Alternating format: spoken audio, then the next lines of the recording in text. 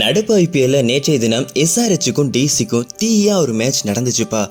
என்ன அடி ஏங்க 200 ரன்ஸ் எல்லாத்தையுமே சும்மா அசால்ட்டாக அடித்து துவம்சம் பண்ணிட்டாங்களேப்பா அப்படின்னு தாங்க நேற்றைய மேட்ச் நடந்துச்சு. நேற்று நடந்த போட்டியில் டிசி நாணய சுழற்சியில் வெற்றி பெற்று ஃபீல்டிங்கை சாய்ஸ் பண்ணாங்க. முதல்ல கிளம்புறங்கன்னா சன்ரைசர்ஸ் சும்மா வெறித்தனமாக சம்பவத்தை பண்ணாங்க. ட்ரைஸ் ஹெட் 32 பந்துகளுக்கு 89 ரன்களை சும்மா விளாசினாரு. ஷஹபாஸ் அஹ்மத் 29 பந்துகளுக்கு 59 ரன்களை சும்மா வெறித்தனமாக பெற்றுக் கொடுத்துருக்காரு.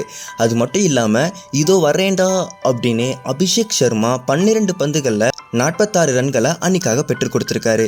ஆக 20 ஓவர்களின் நிறைவில் 7 விக்கெட்டுகளை இழந்து 266 இமாலய இலக்கை டிசிக்கு கொடுக்க, பதிலுக்கு பேட்டிங் பண்ண டிசி ஓரளவு ஸ்டார்டிங்லேயே ஸ்கோரிங்கை மேட்ச் பண்ணாங்க.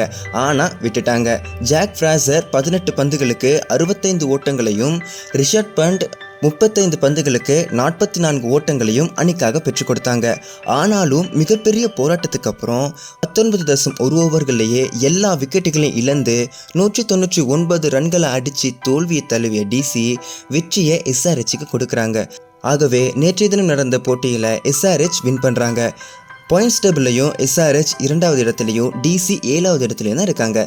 ஸோ இந்த வீடியோ சம்பந்தமான கருத்துக்களை மறக்காமல் கமெண்ட் பண்ணுங்கள்.